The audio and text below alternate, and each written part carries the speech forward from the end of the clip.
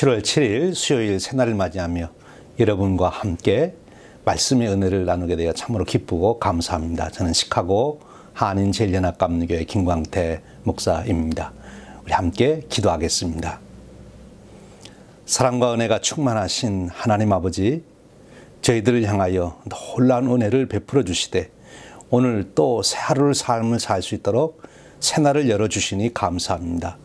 하루를 시작하는 첫 시간 예배로 시작할 수 있도록 예배의 자리로 인도하셨으니 감사합니다.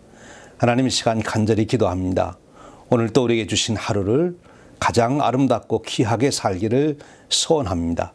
오늘 또 만나는 모든 사람과 하나님의 사랑과 축복을 나누기를 원합니다. 오늘 우리가 어떤 형편과 처지에 있든지 하나님의 뜻을 따르며 선을 이루며 하나님의 영광을 드러내기를 소원합니다.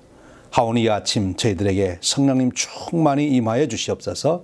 우리가 말씀을 들을 때 이 말씀을 통하여 우리를 깨우쳐 주시고 구원의 기쁨을 새롭게 하시고 우리의 심지를 굳게 하시고 오늘 또 주시는 말씀을 따라 살고자 하는 결단이 이루어지도록 인도하여 주시옵소서.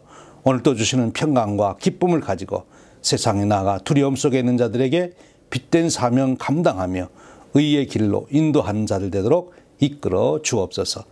우리 주님 예수 그리스도의 이름으로 기도하옵나이다. 아멘. 하나님 말씀 보겠습니다. 오늘 아침 함께 나눌 은혜의 말씀은 열왕기하 10장 11절에서 19절 말씀입니다. 함께 봉독합니다. 예후가 아합의 집에 속한 이스라엘에 남아있는 자를 다 죽이고 또 그의 귀족들과 신뢰받는 자들과 제사장들을 죽이되 그에게 속한 자를 하나도 생존한 자를 남기지 아니하였더라. 예후가 일어나서 사마리아로 가더니 도중에 목자가 양털 깎는 집에 이르러 예후가 유다의 왕 아하시아의 형제들을 만나 묻되 너희는 누구냐 하니 대답하되 우리는 아하시아의 형제라. 이제 왕자들과 태우의 아들들에게 문안하러 내려가노라 하는지라.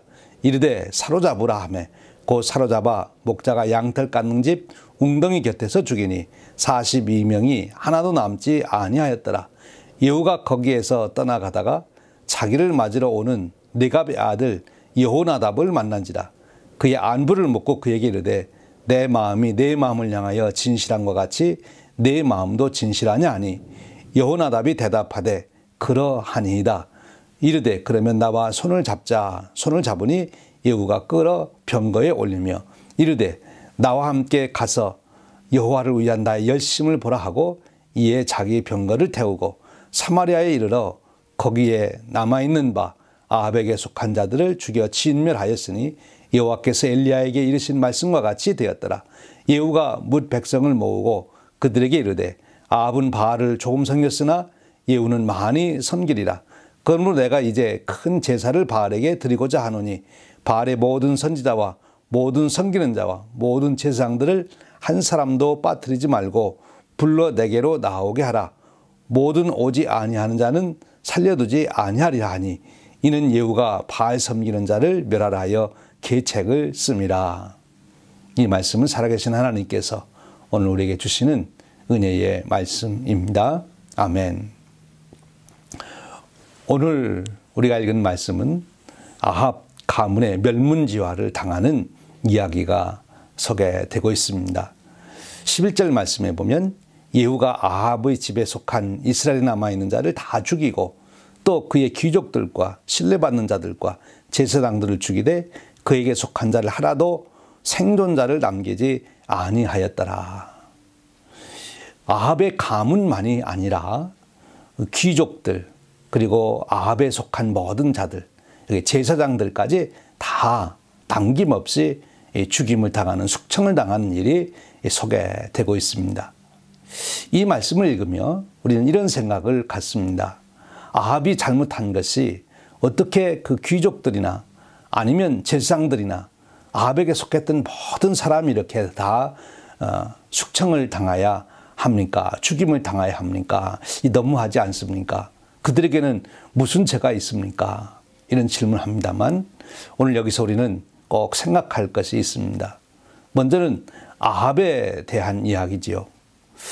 하나님께서 아합에게는 참 기회를 많이 주셨습니다. 무엇보다도 아합에게는 하나님께서 엘리야라고 하는 놀라운 하나님의 사람, 선지자를 보내셔서 끊임없이 아합을 일깨워 줍니다.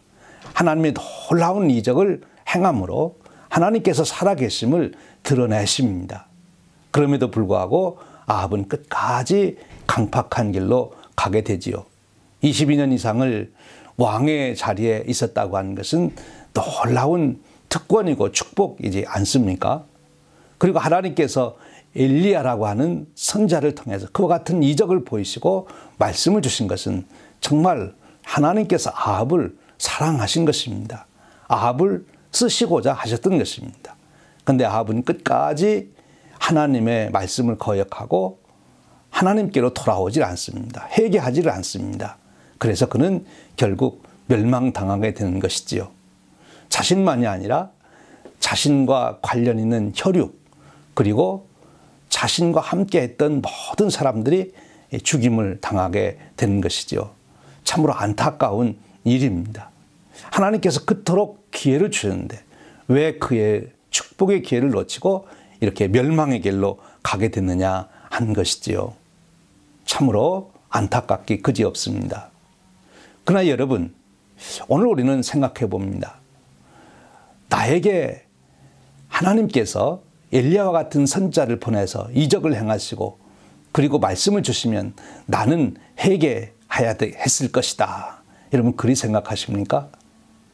사실 오늘 우리에게는 더 놀라운 이적과 말씀이 있지 않습니까? 예수 그리스도께서 친히 오셔서 우리의 죄를 대속하신 놀라운 역사를 이루셨고 역사 속에서 우리는 그것이 너무나 분명한 사실임을 잘 압니다. 또 엘리야만이 아니라 수많은 종들이 일어나서 하나님의 말씀을 증언해 주셨지 않습니까? 얼마든지 관심을 가지면 하나님께서 원하시는 것이 무엇인지 알 수 있는 축복의 시대에 우리는 살고 있습니다. 근데 우리가 하나님께 집중하지 않기 때문에 하나님께서 우리에게 무슨 일을 하셨는지 생각하지 않기 때문에 오늘 우리의 마음이 완악하여져 가고 있진 아니한가 한 것입니다. 아합은 죄 때문에 망했습니다. 그러나 더 면밀하게 정확하게 얘기하면 그의 죄 때문이 아니라 회개하지 아니해서 멸망했다는 것이죠. 사랑하는 여러분, 오늘 우리도 끊임없이 우리 자신을 돌이켜보며 하나님 말씀에 비추어 우리가 회개하는 삶을 살아야 합니다. 그래야 하나님이 주신 사명을 감당할 수 있고 하나님이 주신 축복을 정말 축복으로 누리는 자가 되는 것이지요. 오늘 저와 여러분에게 바로 그와 같은 은혜가 날마다 함께 하시길 바랍니다. 하나님 말씀에 내 자신을 비추어 회개하는 인생이 되기를 소원합니다. 이제 오늘 이 아합 때문에 함께 숙청을 당한 이 모든 사람들을 생각해 보십시오. 억울할 것 같지 않습니까? 그러나 여기서 우리는 한 가지 생각할 것이 있습니다.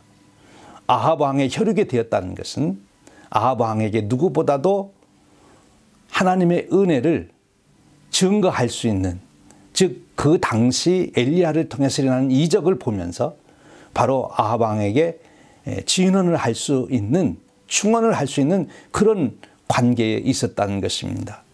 또한 그 당시 귀족들도 그런 것이죠. 아합의 총애를 받고 자기들의 특권을 누린다면 아합에게 충언을 드려야 되는 것입니다. 제사장도 그렇습니다. 하나님 주신 사명이 바로 하나님의 말씀을 전하는 것이고 하나님을 바르게 믿도록 인도하는 것인데 그런 일에 실패한 거지요. 여러분, 우리에게 특권이 주어졌다는 것은 그만한 사명이 있는 것입니다. 한 공동체가 죄악에 빠져 있다면 거기에 속해 있는 나 또한 책임이 있는 것이죠. 누구보다도 혈육의 관계에서 또 왕의 총애를 받은 자로서 또 주신 직분대로 자기의 사명을 감당해야 되는데 하지 못했기 때문에 아합 왕이 이끄는 북이스라엘의 나라가 바알 우상 숭배에 빠진 것 아닙니까? 바로 그런 공동의 책임이 있었다고 하는 것을 기억해야 합니다. 오늘 우리가 함께 살아가고 있는 이 시대를 보며 죄악이 들끓는 그런 것을 바라보고 손가락질만 하고 있을 것이 아니지요. 우리는 중보자가 되어야 됩니다. 중보자로서 저들을 위하여 기도하고 또 우리는 하나님 주신 말씀과 은혜를 가지고 저들에게 정말 생명을 걸고 복음을 증거해야 하는 것이죠. 그래야 우리의 사명을 다 감당하는 것입니다.